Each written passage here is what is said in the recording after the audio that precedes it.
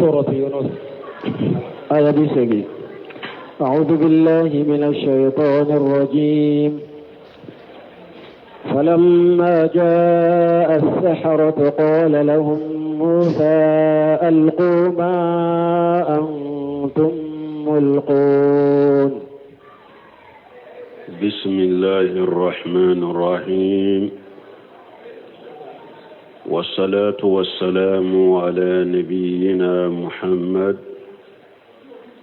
وعلى آله وأصحابه وسلم تسليما كثيرا.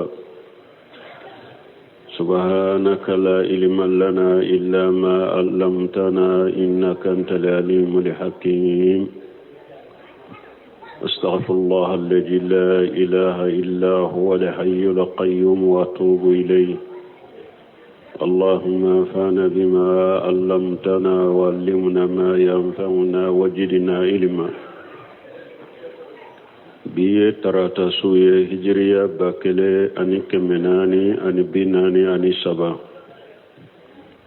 شهر الجمادى الآخر من يهيا سنكال وورنا بسويني وشكيناي ميلاد النصارى وكجاتي با فلاني مغاني فلا سانكالو فولو بيسويني وتاني كلناي أمبي داودا بغو مسجد الرجاق أمبو كنو. أعوذ بالله من الشيطان الرجيم. وقال فرعون آتوني بكل شاهر عليم فلما جاء شهرة قال لهم موسى ألقوا ما أنتم ملقون. يوم أولي وبسما موسى نفرعون كقيسلا درسوا تمنان جورا يرمي. وقال فرعون آتوني بكل شاهر عليم. فرعون أقوى كم غوما ميني وللكلا ويا يولو ولكو كتا مصر الدقمسينما mogo mogo ye dabali kela ngana de na be dabali do u kata be wole una be kanale fe. dabali kela munu fulen ninye u ka kisa uni Musa ala ya fo suratul araf kono ante menaka ala yo u ka kisa fo suratul taha kono ala yo ka kisa fo suratul suara kono. Firauna ala ka danga baka tumami ala aya lanyini ka bi mugoka wa yu'aridan ma jaa bihi Musa alayhi salam min al-haqq al-mubin. aya lanyini Musa ni tinya bangale minnana pour ale ka jo onye bi jagari fi shaharati wal musawijina ni dabali kelaw ka dabaliye ani mori ganauta fa an kasalihi nijam ma koyele manaka ولم يحصل له من ذلك المرام وجهرت البراهين الإلهية في ذلك المحفل العام. فرعون ما كلا ينصرو أي دبل كلاو أي الله يني دبل كلاو كدبل كسببه كموسى كفوتيا نيوم سرا سرا بولو على كدليل جيلون ulu bangera nin jama ina jama minni Firauna ya faranyugunka nin jama Firauna ya nyini Musa fe aya wurewula bo ko Musa ma ini min nana amma dabali de do fo an fanani dabali do bena ima min bita kumbe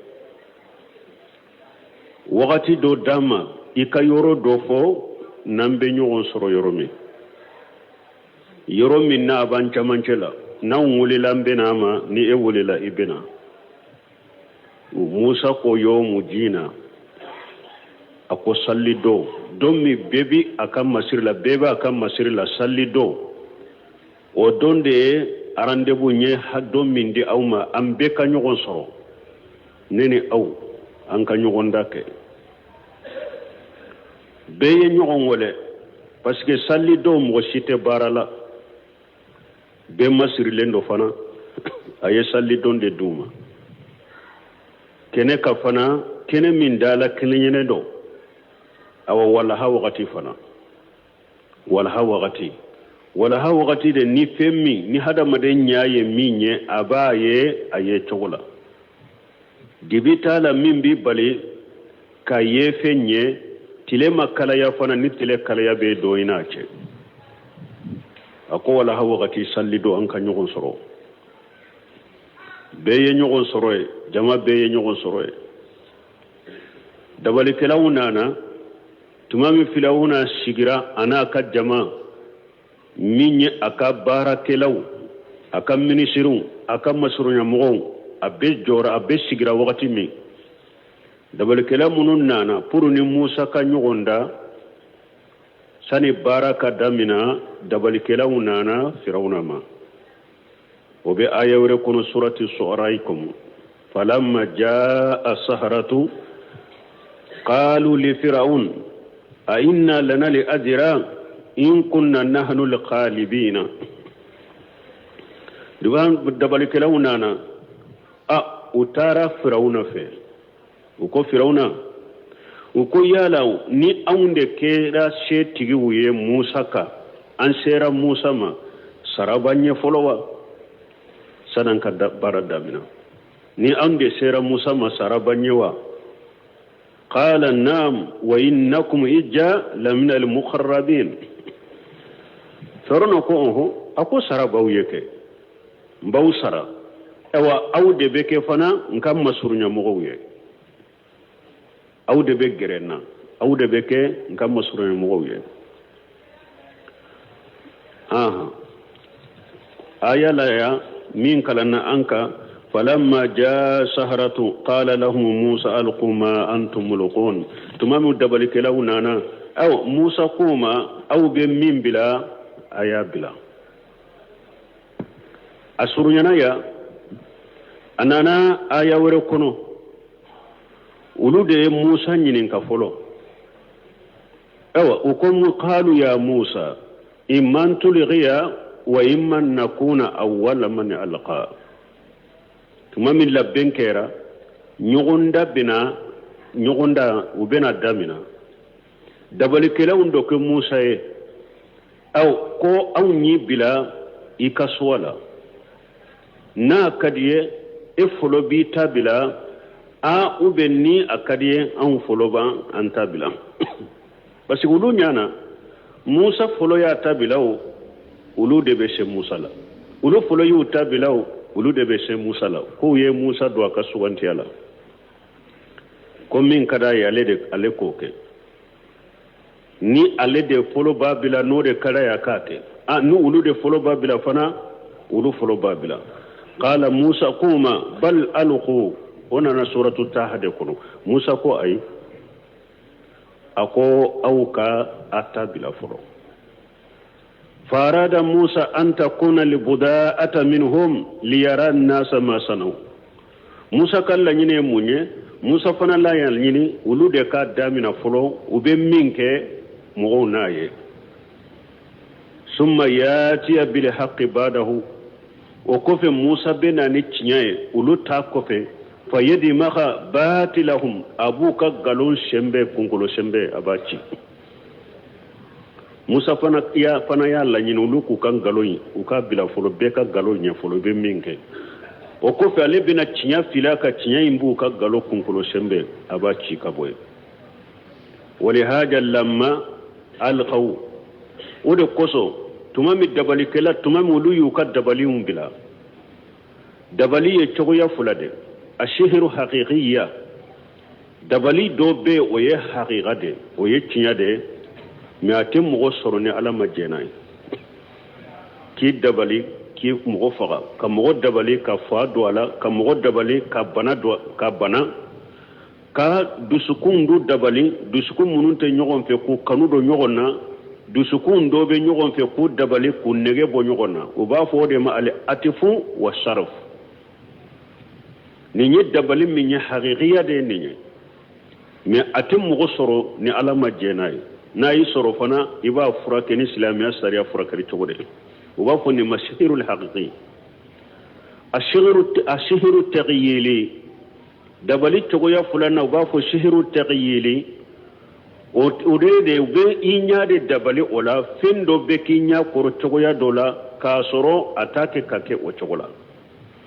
u b'a fɔ o ma ko sihiru taqyili alqumru o sihiri o dabali sugu ye o de o dabali sugu de bɛ mɔgɔ caman bolo n'u b'a fɛ ko a b'a kɛ ka yiri bulu yɛlɛma k'a kɛ wari ye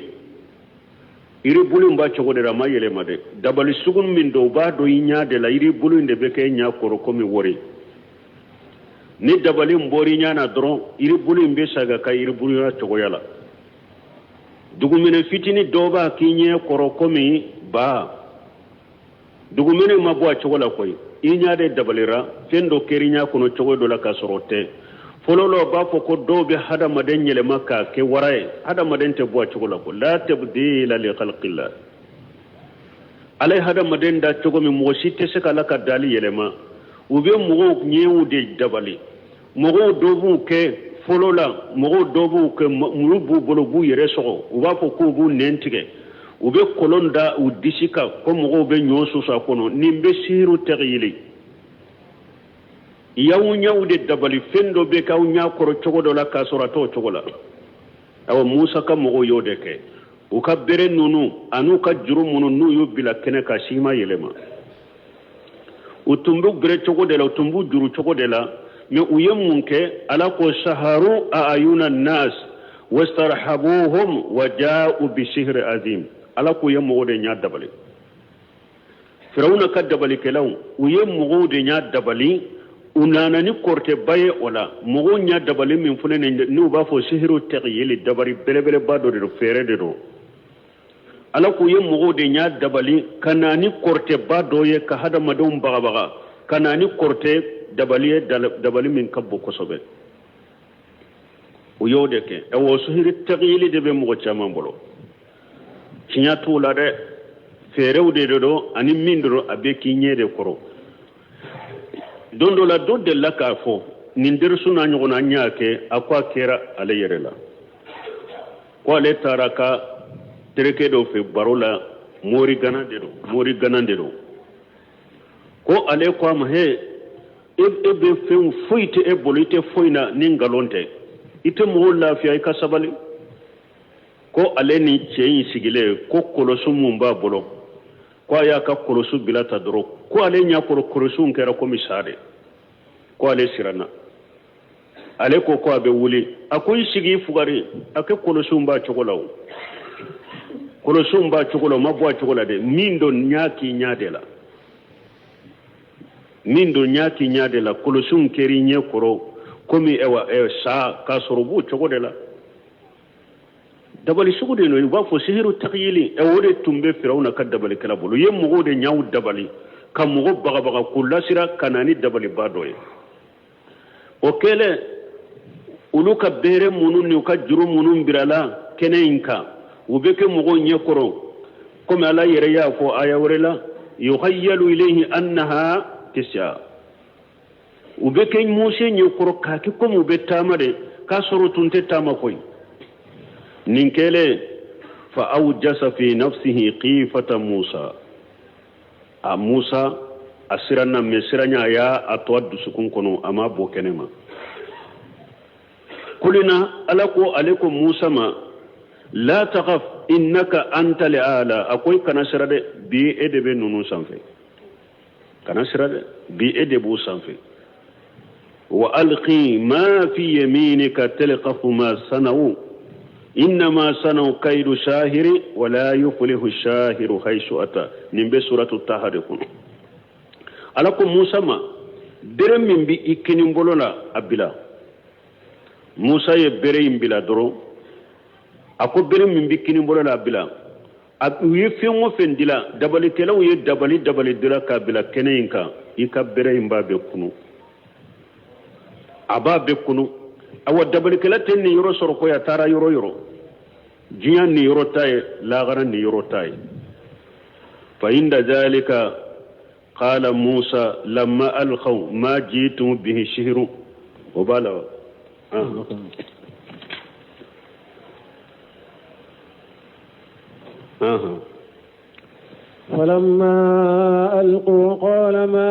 فلما ألقوا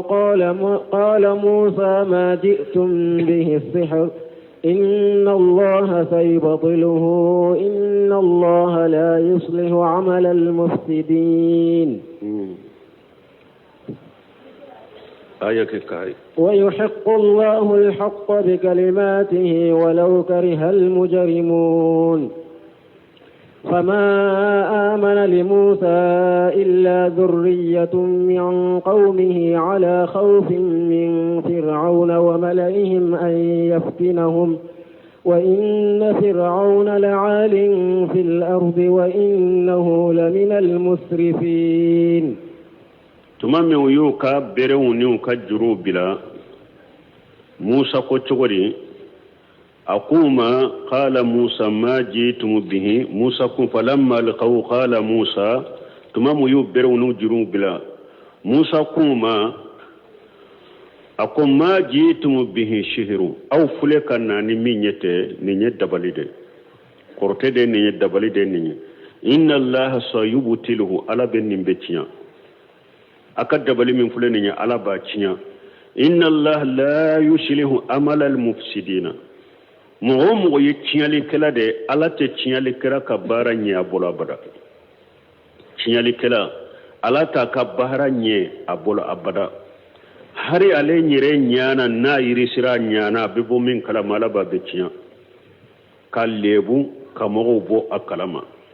Wa yuhiqqu Allahu al-haqqa bi kalimatihi. Ala bɛ tiɲɛ kɛ tiɲɛ ye n'a ka kuma ye. ولو كره المجرمون هاري ني وما ديا تيالي كلا ويدي أبي ألا بتيالي سبتي كاكي تيالي هاري نو ما ديا تيالي كلا ويدي فما آمن لموسى ألا بانك باريا كم مغشما لمناني موسى إلا جرية من قومه فود دمشنو فرعون كم مغولا دمشنو لامو ulu de limanani Musa suna toshi maso kuma turabena nina kuma fulani aya min fulani nye tumami Musa nana delirani huja ka fembe tige ka bo Firauna bolo foyi mat limaniya Firauna ka mogola fo jama kulu futini min juriyati humus sabab juriya munye fonakew Firauna ka jamada ولود لمنان موسى على وجل وخوف منه وملئه نو سرنا فرعون ناكا جماعتو نو لمنيرا وكانتا وفغا وكانتا ولا جابا ورياتا تو شيما شكل لمنيا فولم دمنشن فتنودو فما آمن لموسى إلا جرية من قومه فيما لمنان موسى فرعون كمغولا فدمشنو فنانكودو على خوف من فرعون وملئهم نو شرنا فرعون أني فرعون كجما فرو كانوا لا جابا أن يفتنهم فرو كانوا فتنا كل لا جابا وكدينا لا وإن فرعون فله لا آلي في الأرض فرعون يا يركورتا دو كولوكا أيا يربونيا كا يركورتا دو كولوكا وإنه لمن المسرفين أو فرعون يدانت من بعد يكوي أدانت من حكي ردلا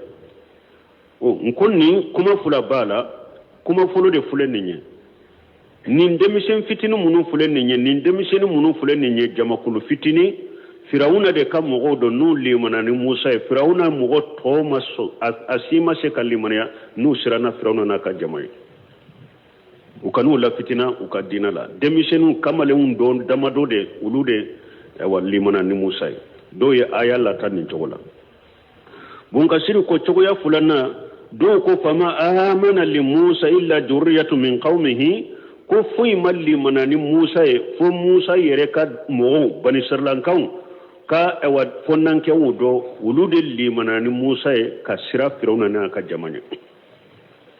onni nye tafsir fulana don ke bawo bolo ko de mire mbe sagi kata bani sarlankan de ma ko mo simalli manani Musa bani sarlankan la Musa yere ka mo la fo fonnan kaw fitinu do fonnan ka wudo de limana na suno jama to sima se ka limana nu sirana firawna ka jamaye me bun kasir be min deme ka sembentiya o yede mo sima so kalimana ni Musa firawna ka mogola fo fonnan kay fitinu nu sirana firawna ka jamaye Musa ye o de sugantiya ako parce que bani sarlankan ko aya bina nyefe ka fo bani sarlanka betul limana ni Musa tuma mi Musa cira bani sarlankan ni son jara naye parce que uba do uka kabila mogode do uba jogo do ba cinya tigiya do ba kadana ya do tuma mi Musa cira ulun ni son jara ni Musa de ubede limana ni Musa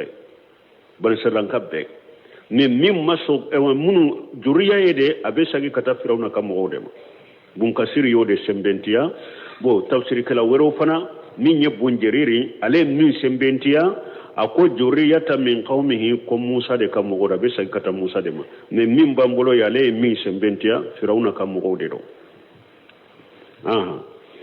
وقال موسى يا قوم إن كنتم آمنتم بالله فعليه توكلوا إن كنتم مؤمنين فقالوا على الله توكلنا ربنا لا تجعلنا فتنة للقوم الظالمين ونجنا برحمتك من القوم الكافرين mun ka sira leba ka kuma sembentiani minye ko bari silanka betul limanani Musa mo sima to kofe akonni aya wa qala Musa ya qaumi ko Musa ko akon kam mo in kuntum amantum billahi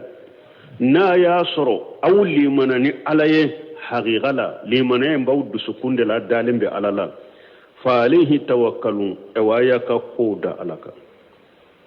donc akonni nyayiraya ko Musa kam mo betul limanira illa juriyata min qawmi abisagi kata firawna kam mo dema ne Musa kam mo ko ni ban salankam ko abede tulli manani Musa ko ni aya de boyira Musa ko kam mo man na ya sur awli manani alay ayaka koda alaka in kuntum muslimin naye silamawiya fa inna allaha kafi man tawakkala alayhi wa ala mugo ni ka koda alaka alabi wasa anana aya wore lalako alaysa allahu bikafi abdahu akuyala alata ka jon wasawa alaba ka jon wasa jonjo ni dilo alala ki diskundilo alala ki sembe alala alabi wasa wa man yatawakkal ala allahi fa huwa hasibuhu aya wore la alako ni mugo yi ka koda alaka alabi wasa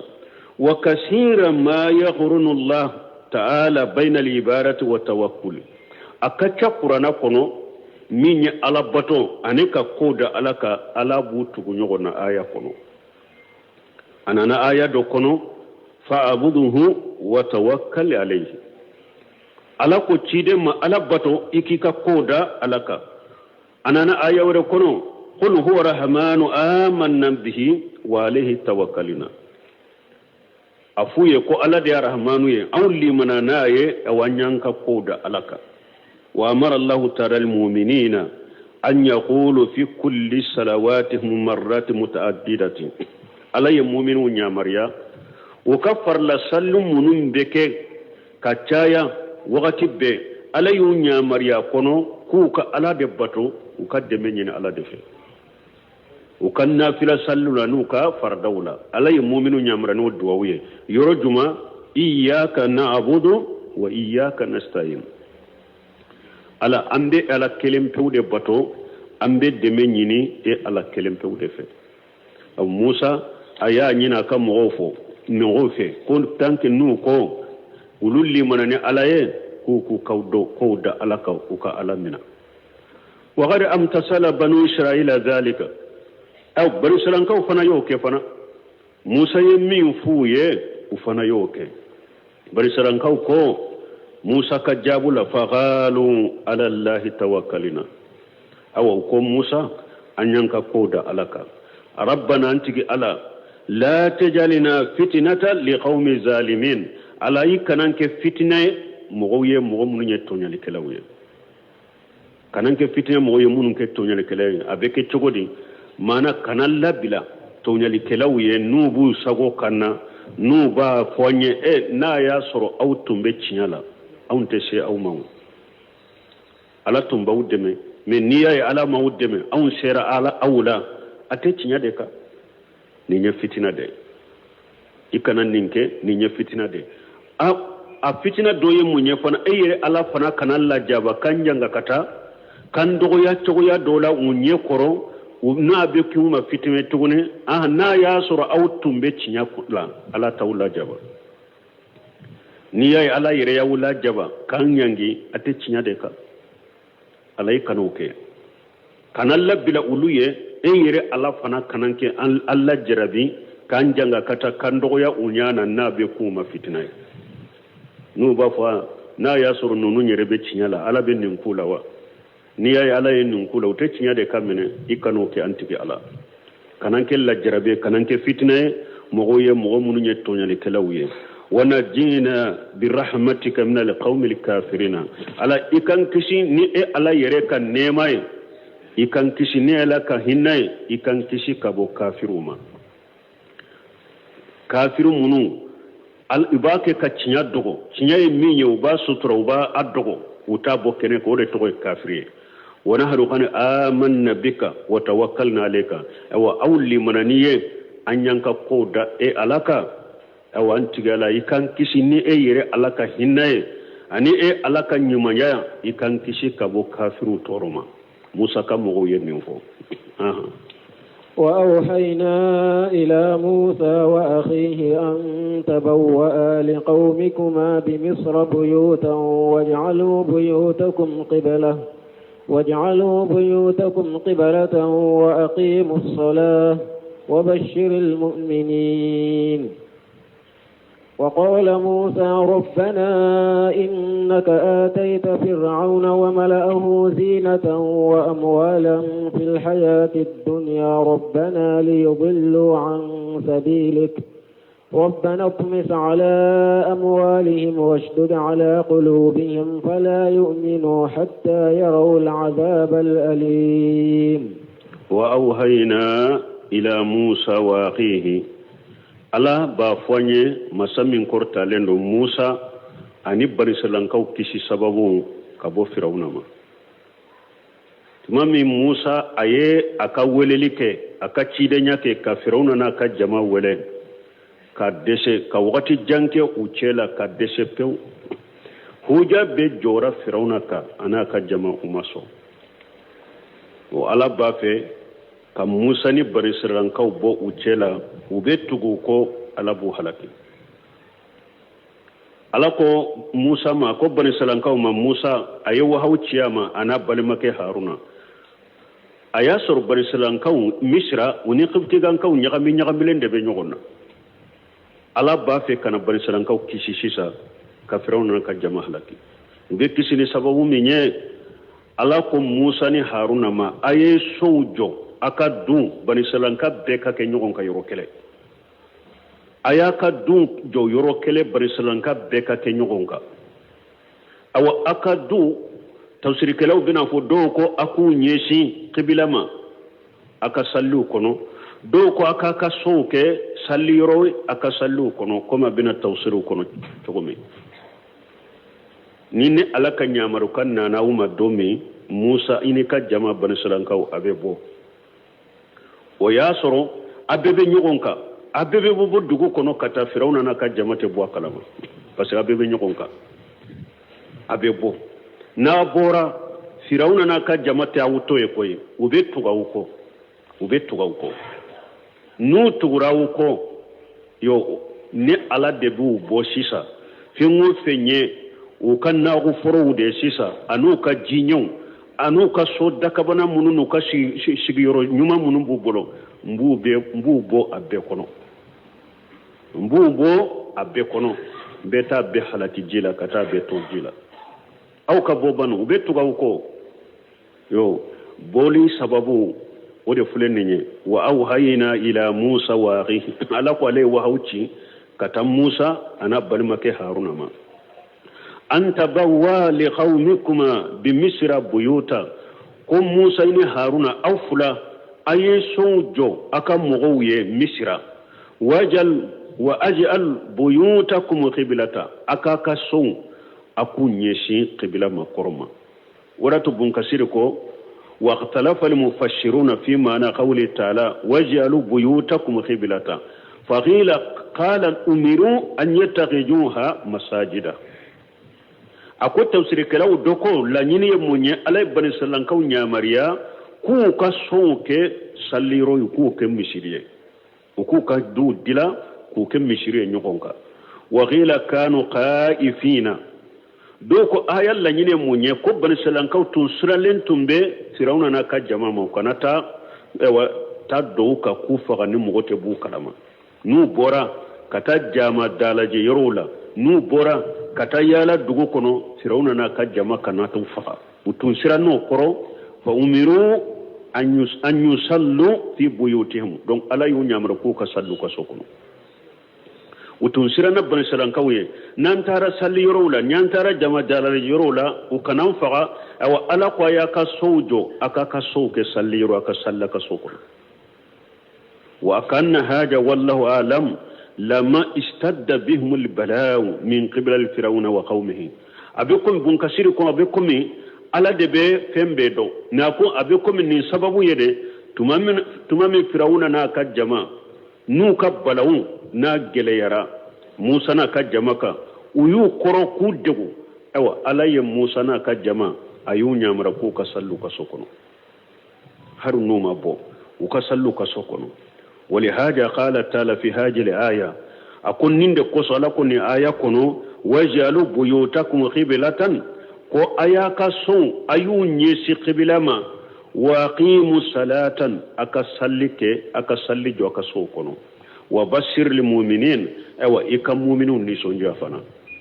ay bi sawabi wan nasr al qarib ikam mu'minun ni sonja ko ne ala banu sara atemme ne ala banu deme atemme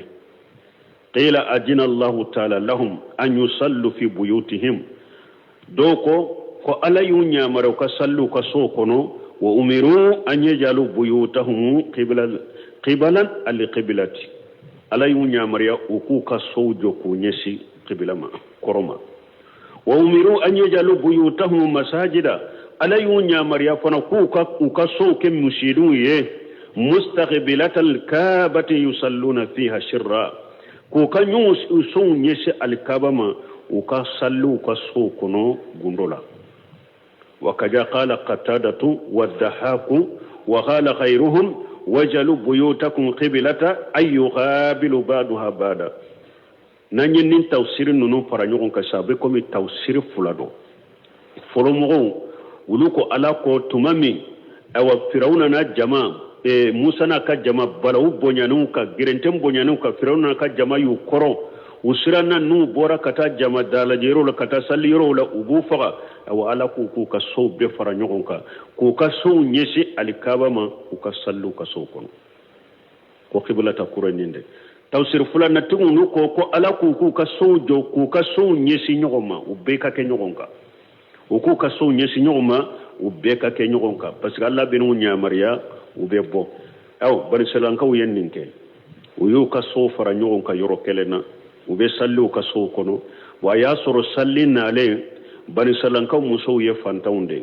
nulubu wa uyere masiri uchewuye ubeta firawuna kajama kubtigan ka muso de kam masiru shinga kudu yerela ku masiru chewuye ni sallita mina ubu kam masiru go kata duma boyu kam masiru shinga len kofe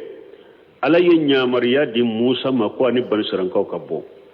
boli min fule ni nyebe dogo ka bole utese ka sara utunye firawuna kam muso kubtigan kam muso kam masir munun singa unu bora unu tara wa qala Musa rabbana innaka atayta firawuna onana aya wore kono uka halaki chogo obena nyefe wa qala Musa ko rabbana akuntiri ala innaka atayta firawuna wa mala'ahu jinata wa muwala akuntiri ala firawuna na ka jama ayyum masiri chaman de duma anin na folo chama fil hayati dunya ninjiya nyana maya kono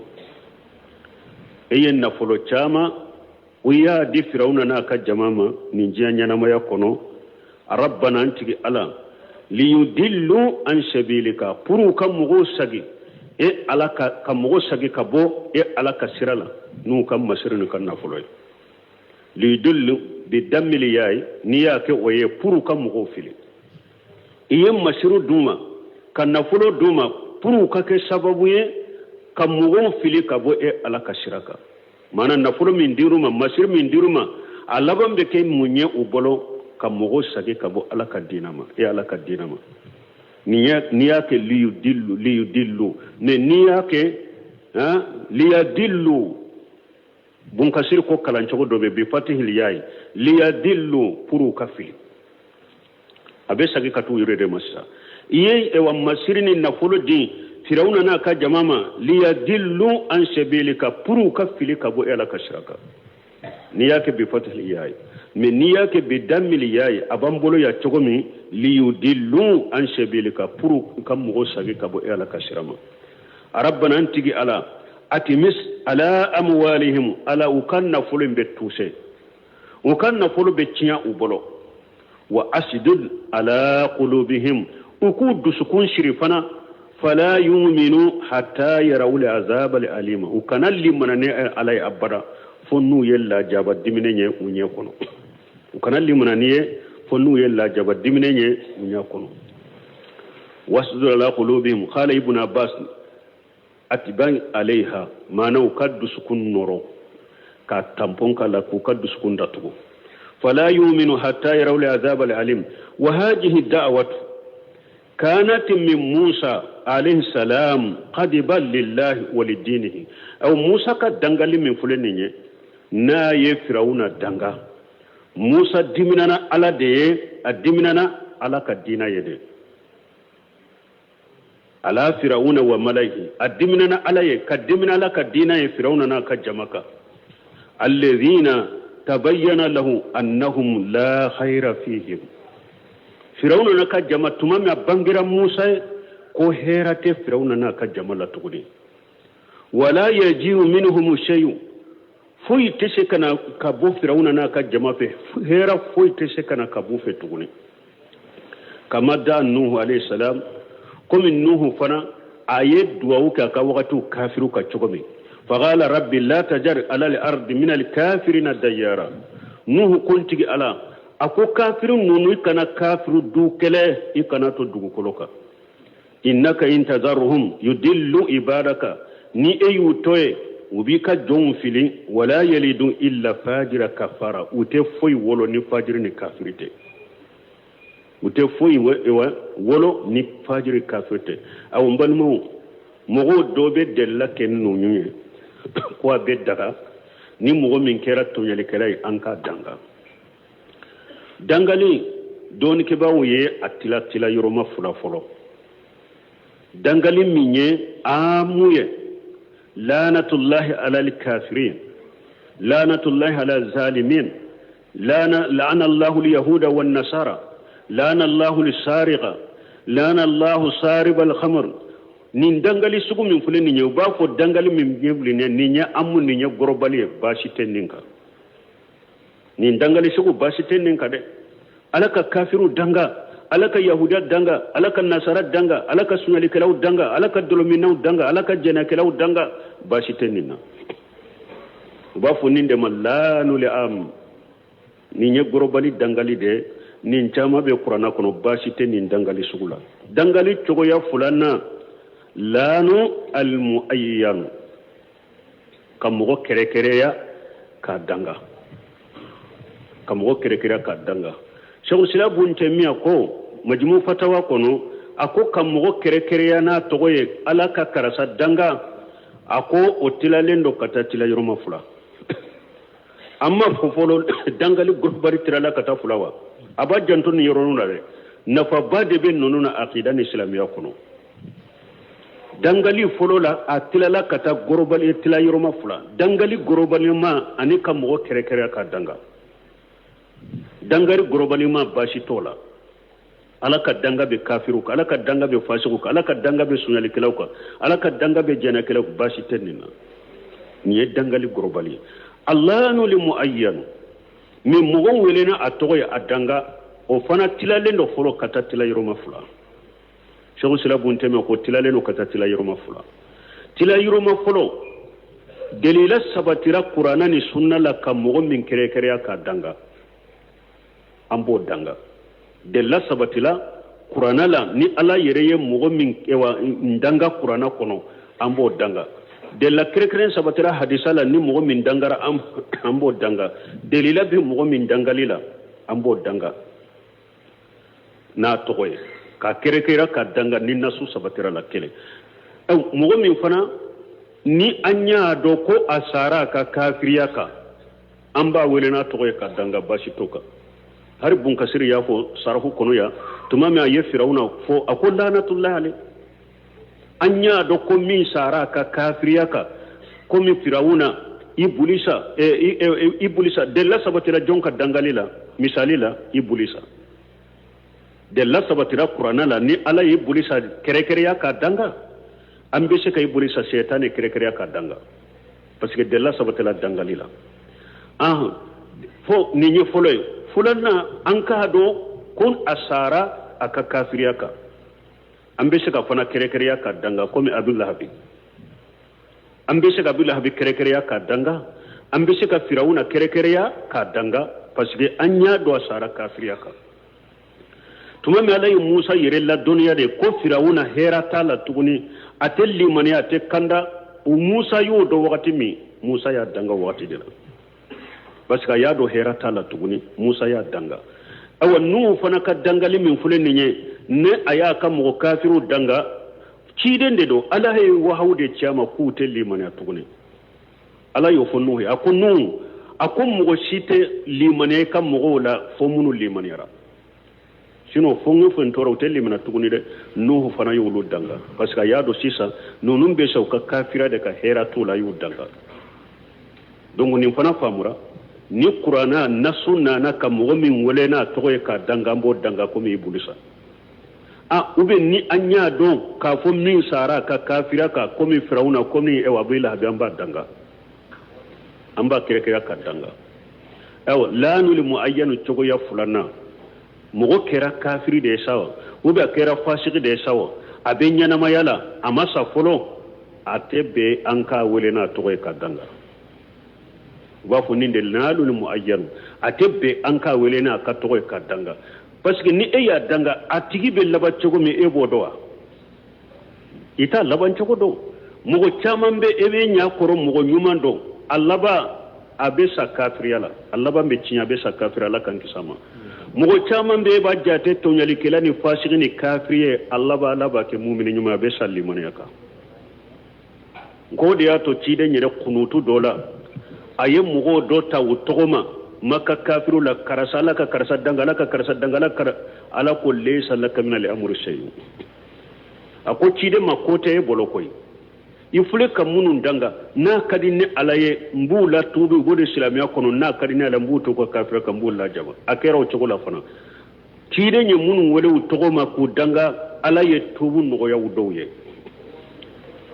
ulabando na islamiya kono ka tubi do fana saruka kafira ka okera shaykhul islam ibn taymiya ko wala akom mugo na be nyana maya de la folo akera kafira akera fashire ikana kere kere ka wone na toye ka danga aba della ke hadisa wore ke do tumbe ciden ka shebolo ba fa abdullah we to min dala no ba wore la ko himar cein tumbe ciden nyire la yele abe tilon ke ciden fe ka ciden la yele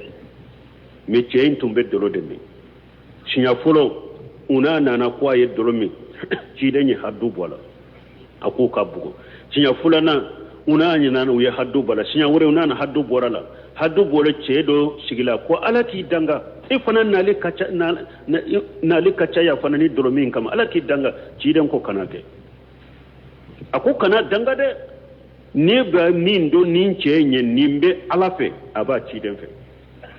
kana danga bo shawsila buntame yedde lake ninde ko lanu li muayyanu mo kere kere le ko ni hadisa koso kana mo kere kere na togoy kafiru do fasura be nyana mala ko iba danga kanate tuma ibn shamin fana rahimahullah akumana la'anu li muayyanuka afana ye chogo ya fula defo akunna su sabatira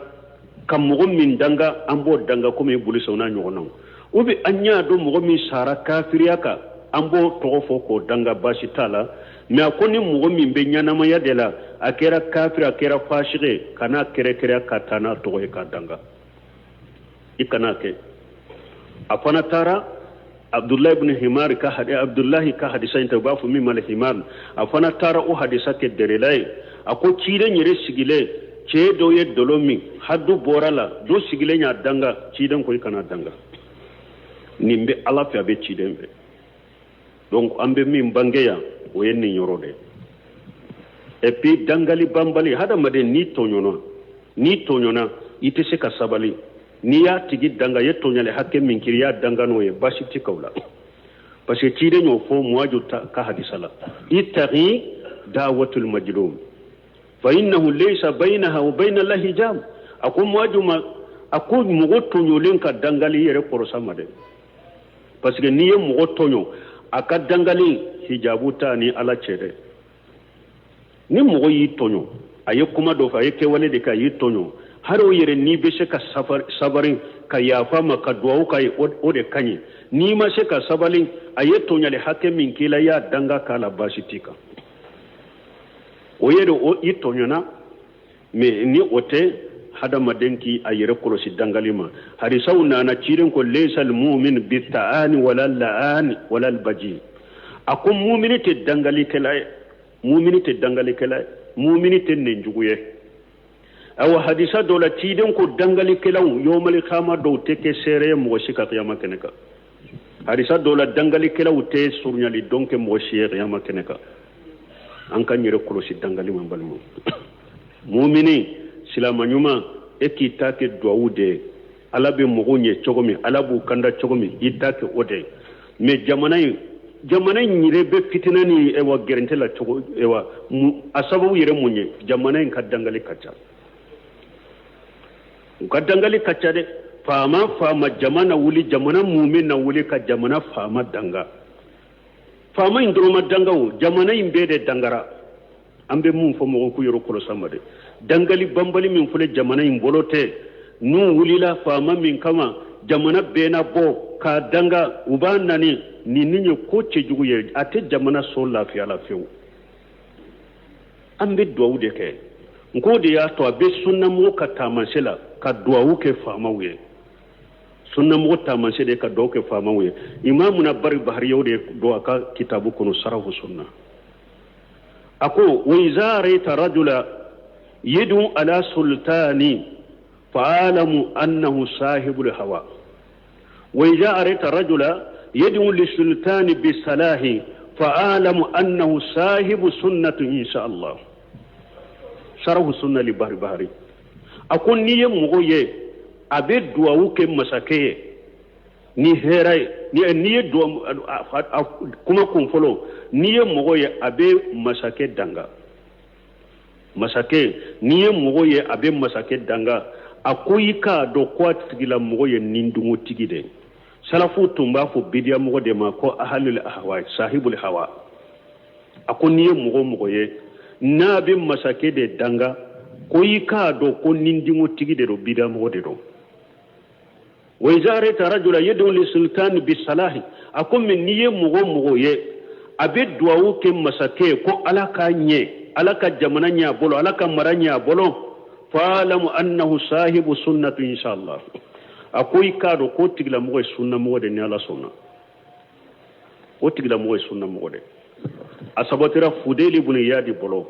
akonni ale tumba ka duwawu do na ye duwawu min ke doroni ala ba jabi ko ale bo duwawu ke masake de uko fudeli ibn yadi mo ko fana kore munye ako masake fule ni ye duwawu ke masake ni masake nyana ko akan nyali nta kelenka de masake kan nyali be jamana don ka jiyaka abu ka dinaka ni masake nyana jamana ka jiya ko benya uka dina ko benya anyali ta kelenka koy wa ko ni masake fana cinyana aka cinyali ta kelenka koy jamanadenw ka diɲɛ ɲɛnamaya bɛ tiɲɛ u ka diinɛ bɛ tiɲɛ donc mɔgɔw k'a dɔn masakɛ dangali min bɛ jamana in kɔnɔ yan a kɔrɔ de a b'a kɛ ka jamana de danga parce que ni masakɛ tiɲɛna dɔrɔn jamana in ka diɲɛ ɲɛnamaya bɛ tiɲɛ u ka diinɛ bɛ tiɲɛ mais ni masakɛ ɲana jamana ka diɲɛ ɲɛnamaya bɛ ɲɛ u ka diinɛ bɛ ɲɛ o de y'a to sarafu salihu u tun bɛ duwawu de kɛ masakɛ ahmad bin hanbali filɛ mamuna ale ye kuma yɛrɛ fɔ kuma min yɛrɛ ni hadamaden min b'a kɔrɔ dɔn hoja jɔre ka bɛ se k'i kɛ kafiri ye mamuna ko kuranɛ ye danfɛn de ye ni ahmad bin hanbali m'a fɔ ko danfɛn don a b'a kɛ ka bugo k'a don kaso la ko fɔ a k'a fɔ kuranɛ danfɛn de mɔgɔ n'a ta bɛ hari dɔn gɛlɛ ahmad bin hanbali a ma mamunu kafiriya a ma sɔn ka kafiriya a ko ahali tawili de don parce que a tugura dɔɔnikɛbaaw dɔw de kɔ u y'a tromper ahali tawili de don ahmad bin hanbali ma kafiriya awa a ma sɔn hari dɔw kɛlɛ ka mɔgɔ labɔ a kama ka mɔgɔ muruti a kama a ma sɔn hari minnu farala ɲɔgɔn kan k'u bɛ bɔ a kama ka muruti a bolo k'u kana kɛ ko a tɛ sunna kɔnɔ k'u janto silamɛw ka joli la dɛ ko silamɛw ka joli bɔnni ye kojugu belebeleba dɛ u kana bɔ a kɔfɛ kana muruti a bolo a bɛ bugo fana a bɛ don kaso la u b'a dɔn faliba la a b'a kiri faliba b'a fufu sugu kɔnɔ fo a bɛ kiri n'a kirina u b'a fɔ ni ka kirilen tɔ ye a ka kalandenw de bɛna ji bɔ a kan n'a bɔra yɛrɛ karama n'a bɛ taa a bɛ bugolikɛla bugala u b'a bugɔ ayiwa fo joli fari bɛɛ bɛ kɛ joli ye masakɛ saba mamun ani muatasim ani wasiqu ahmada ni masakɛ saba bɛɛ tila y'a bɛɛ kɛ lajaba de la mais hari dɔnkɛlɛ a ma kelen danga hari dɔnkɛlɛ a ma bɔ a kelen kɔfɛ hari dɔnkɛlɛ a ma fɔ a kelen ye kafiri ye a sabarila de fo ala yɛrɛ nana sira d'a ma wagati min donc an kan janto ninnu na minnu ye masakɛw ni jɔra n'u sigira min kan ka k'u ye duwawu de don mais a masakɛ danga ou bien mɔgɔ kɛrɛkɛrɛ a danga an ka dɔn silamɛya sariya ma sɔn a ma parce que a ka ko bɛ laban cogo min e t'o dɔn e bɛ mɔgɔ dɔ langa e bɛ mɔgɔ dɔ danga ala bɛ se ka o laban ɲɛ ka tɛmɛ yɛrɛ kan ala kan kisi kan tanga donc ninnu ka faamu سبحانك اللهم ربنا وبحمدك أشهد أن لا إله إلا أنت أستغفرك وأتوب إليك